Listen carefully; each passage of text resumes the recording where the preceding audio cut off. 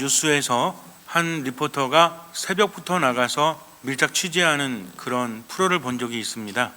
그런데 새벽 3시쯤이었는데 충무로에 있는 어떤 거리로 나갔어요.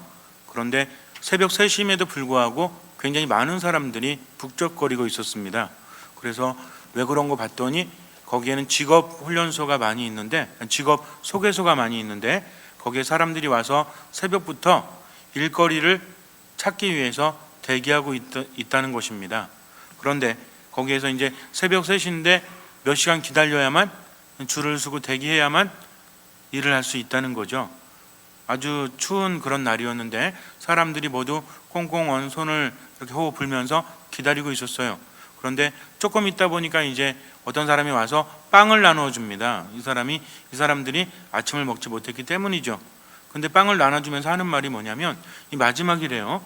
그래서 왜 그러냐고 물었더니 빵을 자꾸 나눠주니까 주변에 있는 식당에서 민원이 들어갔대요. 그래서 더 이상 빵을 나눠줄 수 없다고 합니다. 조금은 안타까웠죠. 왜냐하면 이 사람들은 일용직, 그냥 하루하루 일하는 그런 분들이었는데 먹을 게 없어서 빵 얻어먹는 것도 이제는 사 먹으라는 거죠. 그래서 물론 어떤 영업을 방해하면 안 되겠지만 새벽 3시부터 4시 뭐 이럴 때 조금 안 팔면 좀 안 됩니까? 라는 생각이 개인적으로 들었어요. 어쨌든 그렇게 기다리다가 이제 어떤 사람들이 와서 이렇게 뽑아가는 거죠. 목수도 뽑고 기술자도 뽑고 또 그냥 이렇게 막 노가다도 뽑고 뭐 이렇게 하면서 하는데 거기에 모인 사람들 중에 30%가 뽑혀간대요. 나머지 70%는 집으로 돌아가야 한다는 거죠.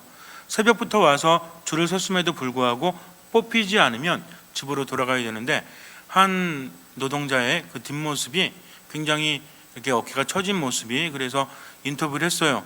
기분이 좀 어떠십니까? 그랬더니 이분이 말씀하시기를 집에 가면 처자식이 있는데 오늘 하루를 벌지 못해서 이제 참 앞이 캄캄하다 라는 말을 하고 집으로 돌아갑니다. 그리고 나서 이제 뽑힌 사람들을 따라가는 거죠. 이 사람들이 1시간 정도 봉고를 타고 가서 도착한 곳은 어떤 건설 현장이었어요. 그런데 그 지하에 들어가 가지고 하루 종일 일을 합니다. 굉장히 추워서 가지고 온 옷을 껴입고 또 일을 하고, 그래서 이제 마지막 퇴근을 하고 다시 돌아오면 직업소개소에서 하루 일당을 주는데 원래 일당이 10만 원이래요. 그 목수 일당이. 근데 이분이 2만 원을 띄고 8만 원을 받는 거죠. 2만 원은 뭡니까? 소개비죠, 소개비. 물론 어떤 분들은 목수 품값이 더 높다라고 말하는 분들도 있는데 뭐 그런 분들과 좀 다르겠죠. 어디 소속되어 있어가지고 굉장히 중요한 일을 하거나 이렇게 나뉘어진 분들 말고 하루 그냥 여기 와서 선택되어져 가지고 하루 일하고 가는 분들, 이런 분들은 대부분 일당이 10만 원 정도 하는데 여기서 2만 원 띄고 8만 원. 그런데 8만 원을 받는 그분의 얼굴이 너무 화난 거예요. 왜? 나는 오늘 선택받았고 또 돈을 벌었기 때문에 집으로 아주 가벼운 마음으로 돌아갈 수 있다는 거죠. 제가 계산을 해봤습니다. 이분들이 새벽 3시 정도부터 와서 기다린다고 한다면 몇 시에 집에서 나왔을까요? 2시? 2시 반? 끝나고 나서 집에 가서 저녁 먹겠죠? 그럼 몇 시일까요? 6시, 7시? 8시? 이쯤 되겠죠. 그러면 잠깐 이렇게 하다가 뭐 해야 돼요? 또 자야죠. 왜? 새벽부터 나가서 막노동을 하려면 잠을 자지 않고는 버텨낼 수 없기 때문에. 계산해 봤더니 이분이 새벽 2시에 기상을 한다고 하면 최소한 6시간 잔다고 하면 몇 시부터 잠에 드는 거죠? 8시부터 잠에 들어야 합니다. 퇴근하고 나서 한 2시간 정도뿐이 시간이 없어요. 이것도 최대한 잡은 거죠. 물론 거기에서 일이 있어가지고 조금 머뭇거리면 9시에 잠들면 몇 시간 자는 겁니까? 5시간 자는 거죠. 아침에 일어나서 또 가서 대기해야 됩니다. 기약이 없어요.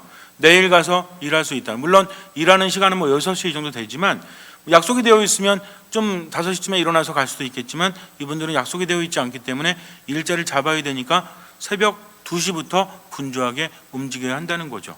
어떤 생각이 드십니까?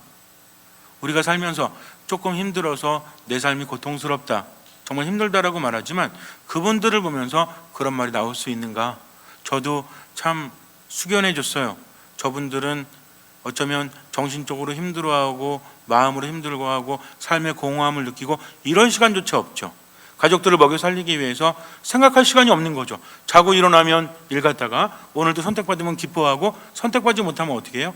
집으로 돌아와서 하루 종일 우울하게 있다가 또 저녁에 되면 또 자야죠. 또 아침에 일어나서 가서 또 일하고 저녁이 되면 또 일찍 자고 이런 것들이 반복이 됩니다. 근데 그때 제가 봤던 그분의 나이가 한 50대 후반에서 60대 초반 정도 되는 분이었어요. 그런데 그렇게 살아가고 있다는 겁니다. 다른 사람들도 굉장히 아이들이 어리거나 이러면 더 힘들겠죠. 그래서 그렇게 살아가는 걸 보면서 경제적인 궁핍함 안에서 굉장히 고생을 하면서 살아가고 있구나. 근데 이것은 어쩌면 시대별로 차이가 있을지 모르겠지만 예수님 시대에도 마찬가지였다는 거죠. 예수님께서 빵 5개와 물고기 2마리를 가지고 기적을 일으키셨을 때 우리는 이렇게 생각하죠. 야, 예수님 대단하시다. 빵 5개 물고기 2마리로 남자만도 5,000명을 먹이셨으니까 하면서 빵과 물고기가 늘어난 것에 대해서만 주목하고 있지만 예수님께서는 왜 특별히 5,000명을 먹이는 기적을 행하셨죠? 이것은 그 시대상을 알 수 있다는 거죠. 사람들이 먹을 것이 없었기 때문입니다. 이제 예수님 말씀 듣고 집으로 돌아가면 우리 보통 그렇죠. 저녁 굶는 경우 많이 있죠. 없어서 굶는 것보다 왜 굶습니까? 다이어트 위해서, 웰빙 위해서 굶지 않습니까? 그럼 예수님 만약에 이 사람들이 풍족했다면 빵 5개와 물고기 2마리로 5,000명을 먹이시는 기적을 행하실 필요가 있어요, 없어요? 없죠. 그렇지 않겠습니까? 그 무슨 의미가 있습니까? 그러나 예수님께서는 바로 굶주린 그들을 먹이기 위해서 기적을 행하셨다는 거죠. 이 기적의 중요함은 뭐냐면 예수님께서 빵 5개 물고기 2마리로 많은 사람들을 먹이셨다가 아니라 그분은 무엇을 보신다? 우리들의 궁핍함을 보시고 우리의 굶주림을 보시고 채워주시는 분이라는, 즉 그분은 어떤 분? 우리의 목자요 사랑이 가득하신 분이라는 것을 강조하는 기적이라는 거죠. 또 예수님의 제자들이 오늘 복음에 보니까 어때요?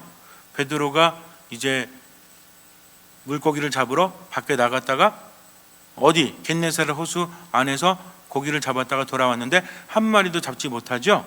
그래가지고 돌아와가지고 뭐 하고 있어요? 그물을 싣고 있습니다. 물에 씻으면서 기분이 어땠을까요? 예수님 시대에도 어부들이 굉장히 돈이 많은 편은 아니었습니다. 왜냐하면 어부들은요 늘 죽음과 인면해야 됐기 때문에. 갈릴레아 호숫가라는 것은 호수긴 하지만 가서 보면 뭐예요? 바다랑 똑같다고 했죠. 굉장히 넓습니다. 그런데 거기가 이렇게 지형적으로 바람이 불면 이게 호리병 구조이기 때문에 어떻다고 그랬죠? 바람이 조금 불면 이게 파도가 엄청나게 치는 그런 호수라고 했죠. 그러니 어쩌다가 폭풍에 휘말리기만 하면 죽을지도 모른다는 거죠.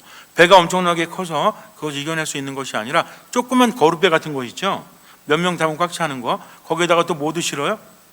그물도 싣고 여러 가지 실으니까 이게 찰랑찰랑하면 어떻게 됩니까? 금세 넘어갈 수 있는.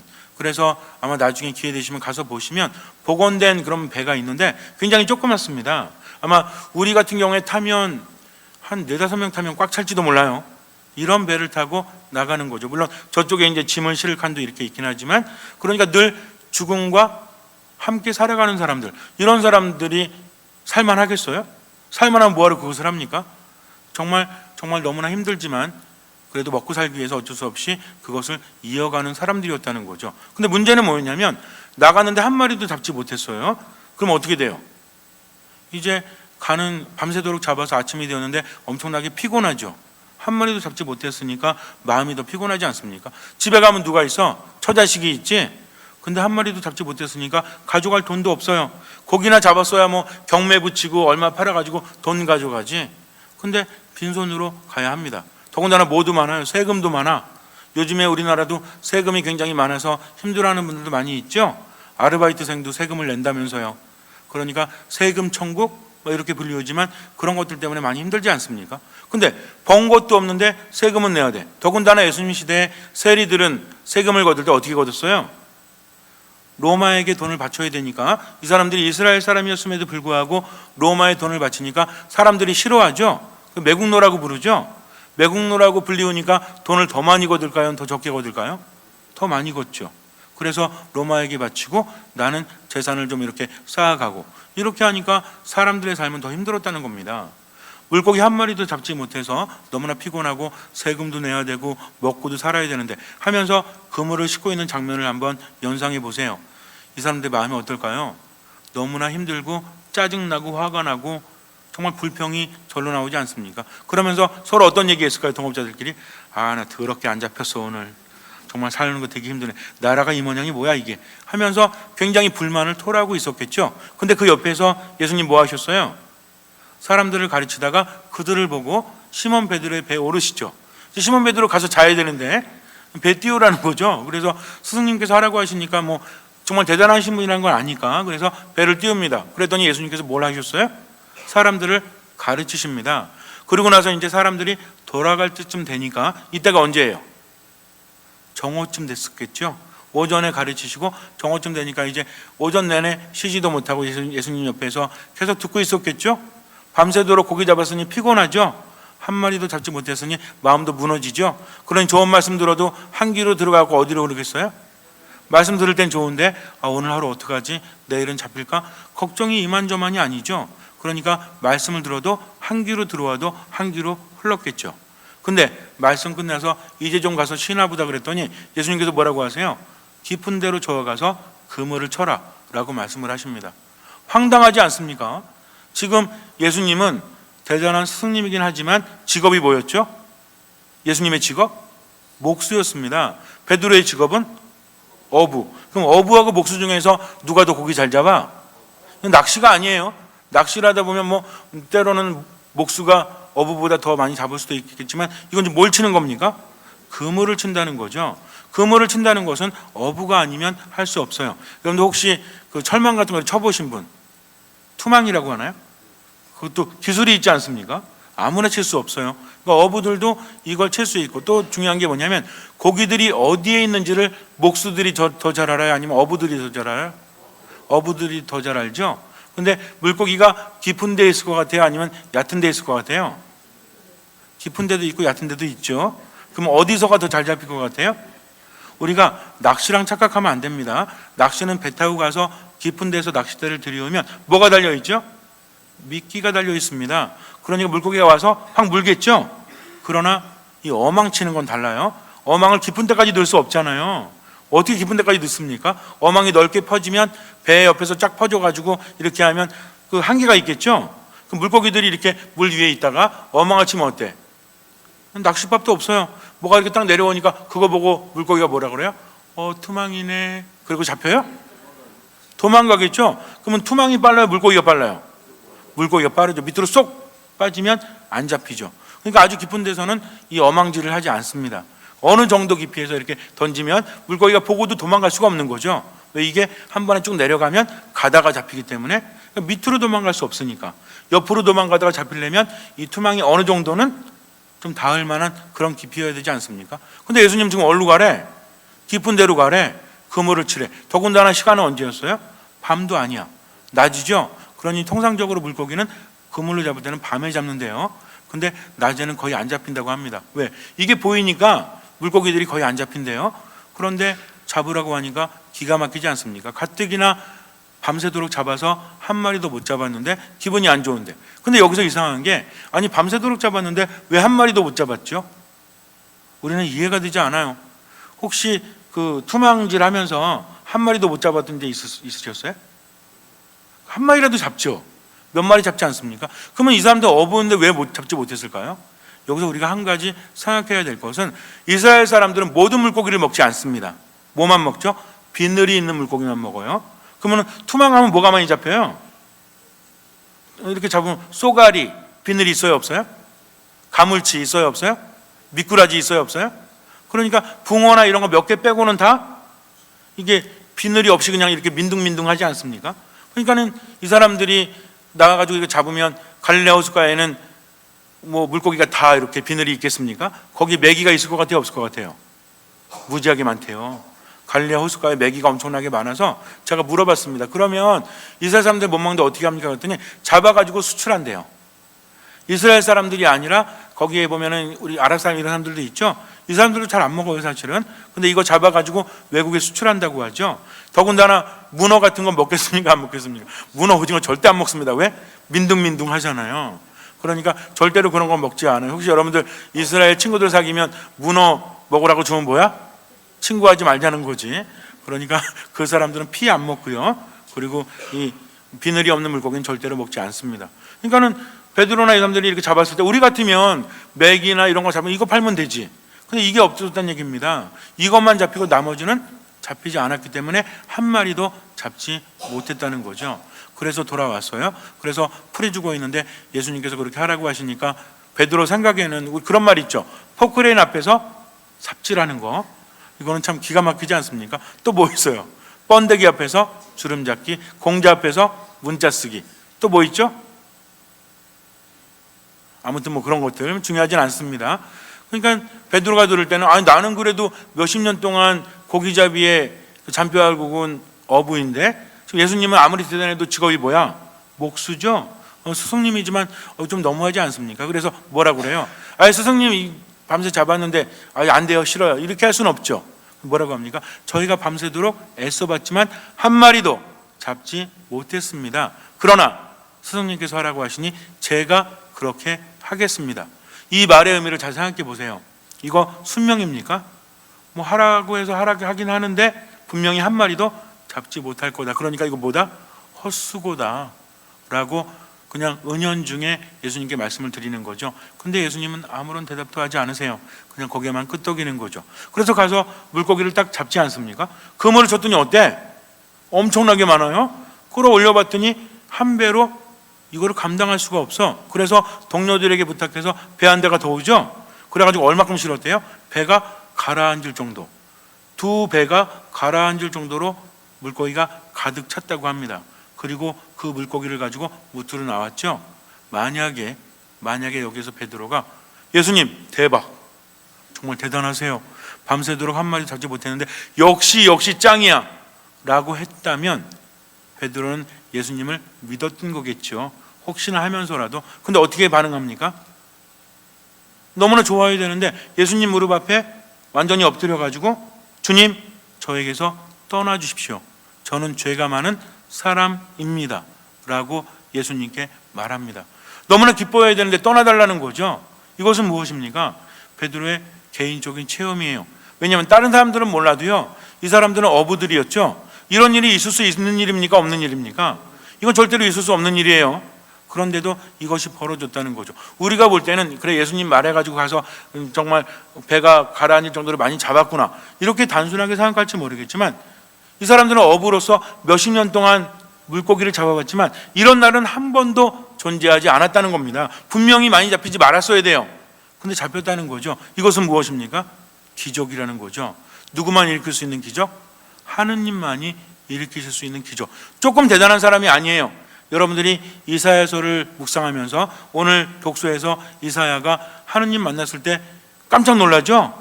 그래가지고 난 죽을지도 모른다. 왜? 이스라엘 사람들은 하느님 만나면 어떻게 되는지 알았어요? 죽는지 알았습니다. 죄가 있는 인간이 감히 하느님 앞에 선다는 것은 죽을 수 있기 때문에. 그렇다면 여기서 하느님은 어떤 하느님이죠? 심판하는 하느님이세요. 무서운 하느님이시라는 거죠. 그러니까 베드로도 너무나 놀래가지고 이건 하느님 아니면 도저히 할 수 없는 일이니까 겁이 나는 거죠. 그래서 바짝 엎드려가지고 벌벌 떨면서 저에게서 떠나주십시오, 저는 죄인입니다 라고 말해요. 그랬더니 예수님께서 뭐라고 하십니까? 너 아까 안 믿었지? 그러니까 머리 박어 임마, 이렇게 말씀하세요. 두려워하지 마라, 이제 너는 사람을 낚는 어부가 될 것이다 라고 말씀을 하십니다. 굉장히 중요합니다. 이거 그 전까지는 물고기 잡아서 하루하루 사는 거 이것만 해도 급급했는데 이제는 뭘 낚는 사람이 된다? 예수님께서 제자들 모아서 뭐 하는 거죠? 보이스피싱? 그것이 아니라 이제는 사람을 낚는다는 것은 뭐냐면, 물고기를 낚는다는 것은 물은 살아있지만 낚음으로써 죽는 거죠. 그러나 사람을 낚는다는 것은 무엇입니까? 하느님 밖에서 죽음을 향해서 가는 그런 고통스러운 존재인 것을 이제는 낚는다는 것은 누구 안으로? 하느님 안으로 낚아서 살게 해준다는 거죠. 이것이 바로 예수님의 제자들이 해야 될 일이었다는 거죠. 이런 삶이야말로 하느님께서 함께 하시니까 깊은 데로 가서 그물을 쳐라. 깊은 곳은 물고기를 잡을 수 없습니다. 인간은. 그러나 누구만은 하세요? 물고기가 깊은 데 많을까요? 아니면 얕은 데 많을까요? 깊은 데 많죠. 그러나 깊은 데서 이 어망 던져가지고 잡는 게 쉬워요? 어렵다는 겁니다. 그러나 누구는 그렇게 하시죠? 하느님만큼은 그렇게 하신다는 거죠. 하느님께서 함께 하시니까 불가능함이 없습니다. 여러분들은 만약에 하느님께서 나와 함께 하신다면, 그래서 정말 하느님의 현존을 느끼신다면, 두려워할 필요가 없다면 고통 중에서도 하느님께 감사할 수 있으시죠? 하느님께 찬미할 수 있으시죠? 이게 중요해요. 믿는 사람들은 세상의 눈이 아니라 믿음의 눈으로 세상을 바라본다는 거죠. 어떤 사람이 교통사고를 당했어요. 차 산 지 얼마 안 됐는데, 근데 차가 완전히 찌그러진 거야. 근데 이 사람이 딱 나와서 그래요. 살았네? 차가 이렇게 찌그러져서 살았네? 하느님 감사합니다 하는 사람이 있는가 하면, 어떤 사람이 와가지고 차 긁혔대. 부딪혀가지고 긁혔는데 너무 속상하대. 내가 그래도 신앙 열심히 생활했는데 차 산 지 일주일 만에 긁혔다는 거죠. 그러면서 굉장히 불평하고 있어요. 이상하지 않습니까? 차가 완전히 찌그러진 사람은 뭐하고 있어요? 감사하고 있는데 조금 긁힌 사람은 불평하고 있다는 거죠. 무엇이 잘못됐습니까? 제가 아침에 이 강론했더니 어떤 팔 기부스 한 분이 밖에서 인사했더니 왜 기부스 하셨어요? 그랬더니 오늘 강론 말씀처럼 교통사고 나가지고 차가 완전히 찌그러졌대요. 근데 그분은 팔이랑 이렇게 갈비 좀 나가셔가지고 그래도 걸어서 성당 올 수 있었으니 또 감사하고 있다고 말씀하시니까 제가 그 얘기 듣고 깜짝 놀랐어요. 왜냐면 제가 강론 시간에 한 얘기를 겪은 분이 그대로 있기 때문에. 여러분들은 어떠십니까? 차 좀 찌그러졌을 때 찌그러진 것 때문에 하느님 계신 거야? 하면서 불평하실래요? 아니면 차가 찌그러졌으니 망정이지 내 머리 찌그러졌어 봐요. 그러면은 우리는 살아갈 수 없지 않습니까? 어떤 눈으로 세상을 바라보느냐. 오늘 하루 종일 일했는데도 즐겁지가 않아. 그래도 감사하십시오. 하느님께서 함께 하시기 때문이죠. 그렇지 않습니까? 우리는 세상을 왜 살아가요? 힘들고 괴로워도 어떻게 보면 인생이 정말 고달프지만 그래도 내가 기뻐할 수 있는 이유는 무엇입니까? 하느님께 희망을 두기 때문입니다. 그래서 예수님을 따라가는 사람은 무엇을 체험하죠? 기적을 체험해요. 그래서 자신의 삶에 대해서도 판단하지 않습니다. 근데 여기 중요한 게 있습니다. 절실하다고 해서 무조건 이루어지는 거 믿음 아니에요. 어떤 사람이 그래, 시모님이 말씀하셨으니까 오늘부터 열심히 기도해야지. 열심히 기도하면 이루어질까요? 그렇지 않습니다. 누굴 따라야 되는 거죠? 절실한 만큼 예수님을 따라야 한다는 겁니다. 그냥 이루어져라 이루어져라 이루어져라 목이 터져라 외치고 바라는 거, 이거 믿음 아니에요. 이거 그냥 바람일 뿐이죠. 그러나 주님께 모든 것을 맡겼다면 누굴 따라갑니까? 그분을 따라가야 한다는 거죠. 믿음이 있다라고 말하면서 그분을 따르지 않는다면 기적은 일어나지 않습니다. 그분을 따르는 사람은 어떻게 따르죠? 오늘 복음에서처럼 모든 것을 버리고 그분을 따랐다라고 우리에게 말해주고 있죠. 자존심도 안 버려, 삶의 태도도 안 버려, 늘 자기만을 위해 살아. 그러면서 예수님 따를 수 있어요? 예수님 따르기 위해서 뭘 해야 된다? 모든 것을 버릴 수 있어야 한다. 뭐 버리실래요? 모든 거 버리라고 그래가지고 성당 나가서 주머니 있는 쓰레기 다 버리고 집에 가시, 얘기가 아니에요. 내가 버려야 될 게 있죠? 무엇입니까? 어떤 사람은 고집일 수 있어요. 어떤 사람은 분노일 수 있습니다. 어떤 사람은 불평일 수 있다는 거죠. 이 기준이 뭔지 아십니까? 어떤 이유 때문이라도 주지 못한다면, 그래서 자꾸만 가지려고 한다면 이걸 버려야 한다는 얘기예요.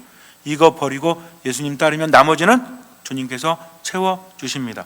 기적은 하느님께로부터 오지만 그 기적을 가능하게 하는 것은 무엇이다? 우리들의 믿음이다. 믿음은 무엇이다? 오늘 복음 묵상하면서 우리가 믿음에 대한 정의를 또 한 번 할 수 있죠. 믿음은 여러 가지로 정의할 수 있어요. 근데 오늘 보니까 뭐예요? 믿음은 모든 것을 버리고 그분을 따라가는 게 바로 믿음이라는 거죠. 잠시 눈을 감으세요. 루카가 전한 거룩한 복음입니다. 예수님께서 겟네사렛 호숫가에 서 계시고 군중은 그분께 몰려들어 하느님의 말씀을 듣고 있을 때였다. 그분께서는 호숫가에 태워놓은 배 두 척을 보셨다. 어부들은 거기에서 내려 그물을 싣고 있었다. 예수님께서는 그 두 배 가운데 시몬의 배에 오르시어 그에게 무태서 조금 저 나가 달라고 부탁하신 다음 그 배에 앉으시어 군중을 가르치셨다. 예수님께서 말씀을 마치시고 나서 시몬에게 이르셨다. 깊은 데로 저어 나가서 그물을 내려 고기를 잡아라. 시몬이 스승님, 저희가 밤새도록 애썼지만 한 마리도 잡지 못하였습니다. 그러나 스승님의 말씀대로 제가 그물을 내리겠습니다. 하고 대답하였다.